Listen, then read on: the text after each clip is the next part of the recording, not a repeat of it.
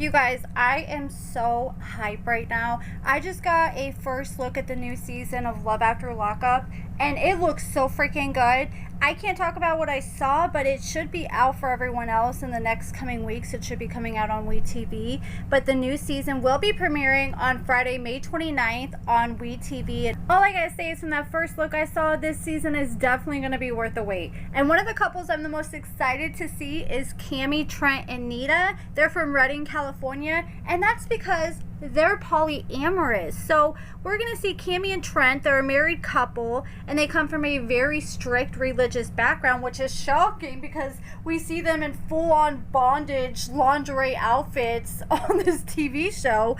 And then their friends and family are completely unaware of their new lifestyle, living as a polycule with this new girl Nita, who is the inmate, and she's going to be getting out of jail and coming home to them.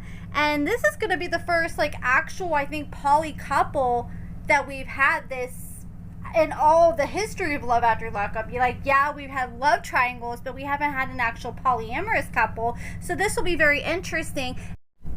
We're going to see a lot of them these next few months because they're going to be on Love After Lockup, and then there's a new show called This Is Polly that's going to be premiering right after the new episodes air on Friday of Love After Lockup, and they're going to be on that show too. And so apparently they want to have this big commitment ceremony so they can have a forever with Nita, this girl who's getting out of prison, and they have to figure out a way to tell all their family and friends and deal with the reactions that are going to come along with it. And I kind of think the women in this polycule are hooking up with each other too, just the way I saw them interacting with each other in their confessionals. They definitely seem very playful and flirty with each other.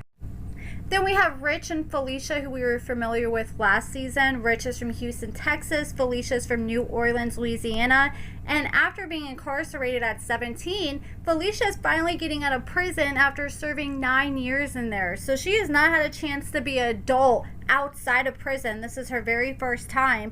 And Rich is finally getting to meet the woman of his literal dreams in person after waiting through the most recent season of Love during Lockup.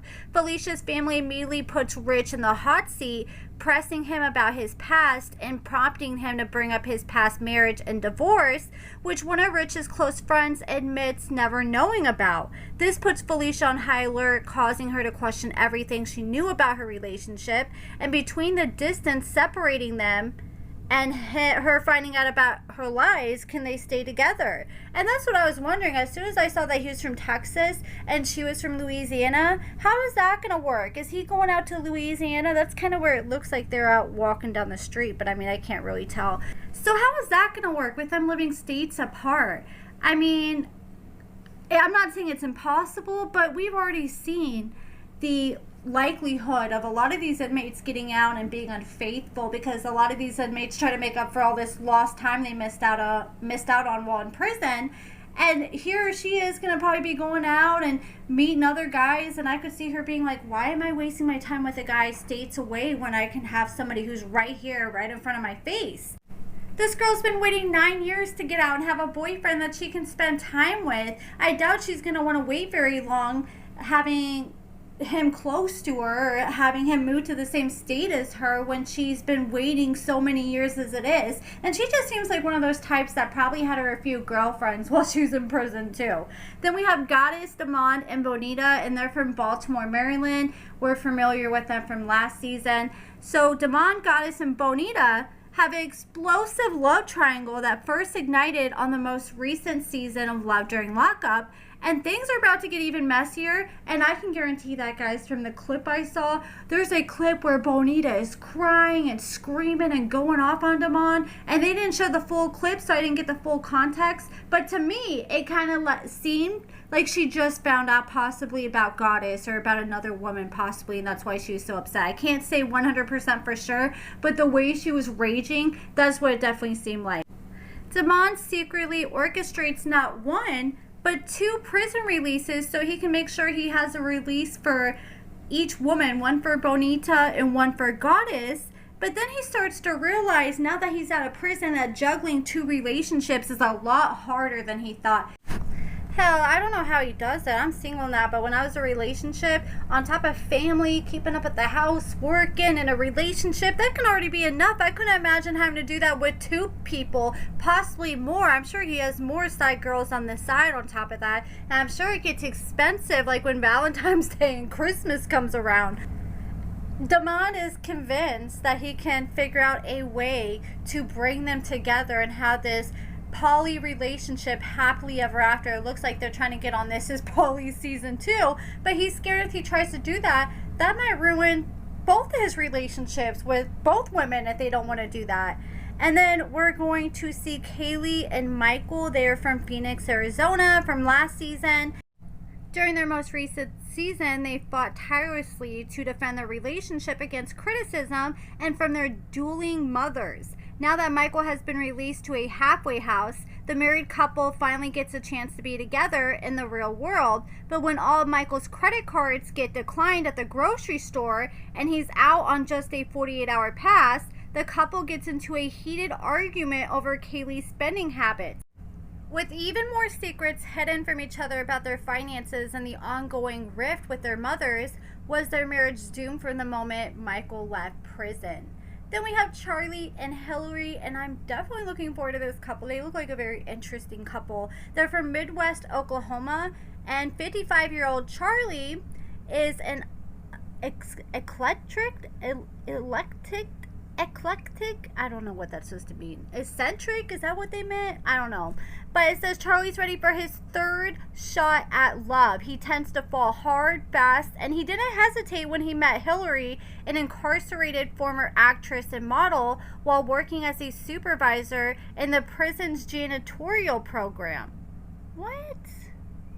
So he met her while working at the prison? And he proposed after just 3 months with a makeshift ring crafted from a string, but their whirlwind romance came at a cost. Once their feelings were exposed, both were fired. Okay, well, at least they've met in person.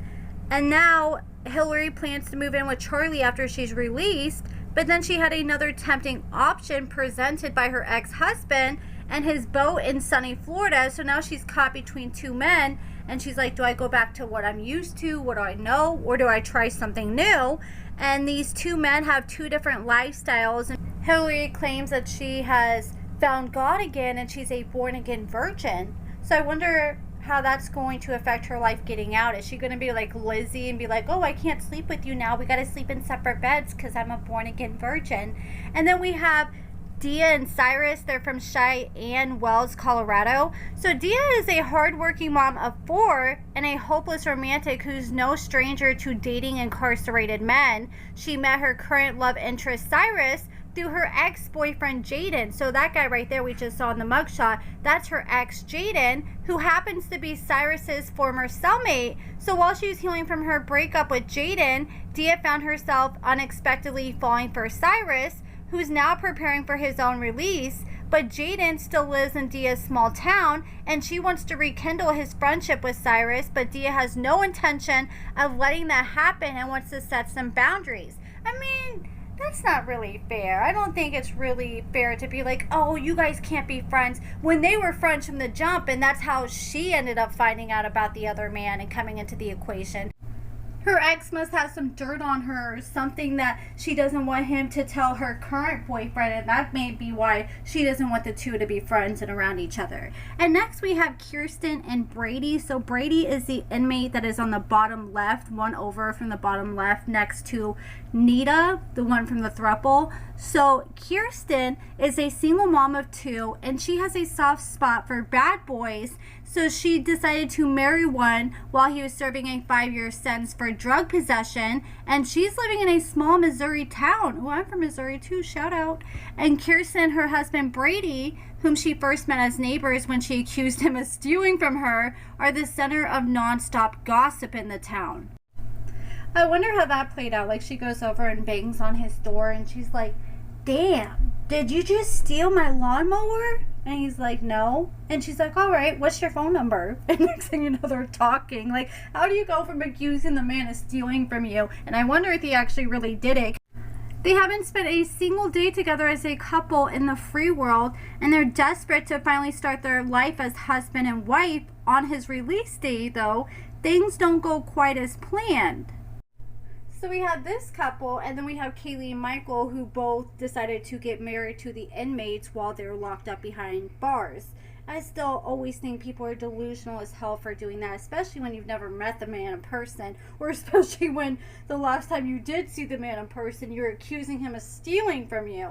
Then last but not least, we have Carrington and Zay. They're from Little Rock, Arkansas. So we have Carrington, and she is a Southern belle, and she met her man Zay during a prison video visit with her brother, and they instantly had sparks flying, and they started having casual conversations, and next thing you know, they started talking romantically with each other. And now Zay's about to get released soon, and Carrington has some secrets that she has to confront, including the fact that she's been dating other men while he's been behind bars. I guess Zay cannot directly call Carrington for some reason. I don't know if they got in trouble and her phone number is blocked. So now Zay's sisters are anxiously waiting for their brother's return so they connect Zay's calls to Carrington since he can't call her. And his sisters know very little about her, and they're very wary of her intentions. And as release days near and things take a turn for the worse, will Zay be the ticket to her future or a setup? And I'm starting to think, I don't know 100% for sure, this is just speculation, that he ends up dodging her once he gets out of prison. Because I noticed in the previews, I've seen 2 different previews at this point. I've seen at least like a couple seconds of each couple getting out. Like we get to see them hug or kiss as soon as they're out, or jump on top of each other. But Zay and Carrington, they're the one couple that I didn't see the 2 of them once they were released. So I'm starting to think, okay, they didn't make it past the release mark. Maybe they just didn't include it in the teasers, but I feel like, why include everybody else and not them? Then this is the description in the press release of this season. It says, in the season of Love After Lockup, couples face untold obstacles as they attempt to rebuild their lives the moment one partner walks free. Damon orchestrates a shocking double release involving 2 different women, while Dia finds herself falling for her ex's former cellmate. Kaylee drains her savings, spending $42,000 on Michael in hopes of securing their future. Felicia seeks a clean slate after serving 9 years in prison, and Kirsten takes the ultimate leap by marrying Brady while he's still behind bars. Meanwhile, Charlie races against the clock to propose to Hillary before their fragile connection slips away. This season raises the stakes with bigger risks, deeper secrets, and relationships pushed to the breaking point. But didn't they say he already proposed to her while they're working together, and he was working in the kitchen at her prison? So is he going to re-propose with a real ring? Or are we going to see them while he's still working with her and then get to see the downfall after he gets fired? That'd be interesting, but I don't know. Let me know what you guys think about everything we learned about what to expect from all these couples in the new season of Love After Lockup. And if you guys are looking forward to it, we only have 3 more weeks to go, baby. But yeah, make sure you guys give this video a thumbs up, subscribe, and thank you so much for watching.